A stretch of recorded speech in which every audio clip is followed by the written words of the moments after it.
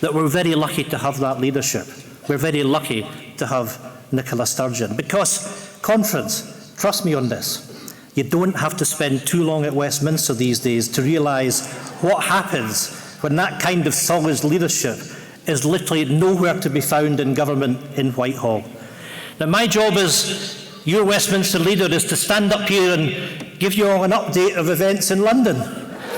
Now, in fairness, it's a hard enough job at the best of times, but honestly, this year, especially with the chaos of the last few weeks, I barely know where to start.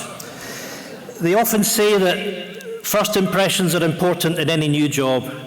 Well, only a matter of weeks into their new roles, the disastrous duo of Liz Truss and Kwasi Kwarteng have crashed the economy, sent the pound plummeting, put pension funds at risk, and created mayhem for mortgage holders.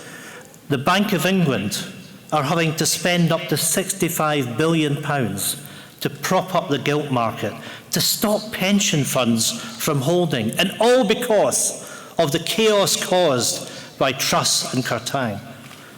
The truth is, the new Prime Minister and her new Chancellor have made the worst first impression in the history of UK politics. Because the inequality and the incompetence of the budget will go down as one of the worst financial interventions in modern history.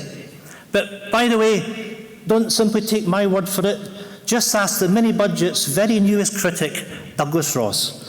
But, conference, mind you, be quick, because no doubt he'll change his mind again before long, perhaps before the end of this conference speech.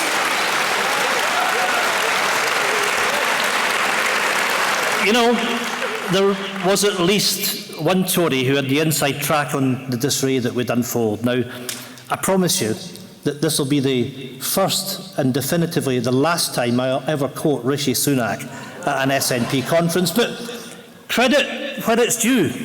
He was right when he warned that the plans of Liz Truss were fairy tale economics. But what was once fairy tale economics used to bribe voters from the Tory members last summer has become everyone else's nightmare this autumn and winter. Because these aren't distant decisions on financial markets. The chaos of their choices will impact directly and painfully on ordinary households.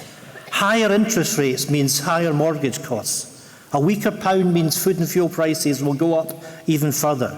And the blinding incompetence of it will make it lean a longer and deeper recession. Tory incompetence comes with a massive price, and it will all be paid for the only way the Tories know how, by cutting public services and pushing more of our people into poverty. Already, they are gearing up to make real terms cuts to benefits in this middle of the cost of living crisis.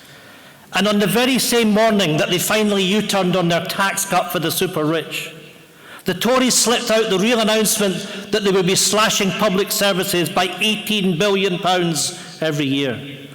Friends, the last decade of Tory austerity was only the start. The Resolution Foundation has predicted that the Chancellor's choices would mean cuts of £47 billion by the middle of this decade. Cuts at least as big as those by the original austerity Chancellor, George Orban. It turns out that the new Tory plan is the same as the old Tory plan, austerity 2.0.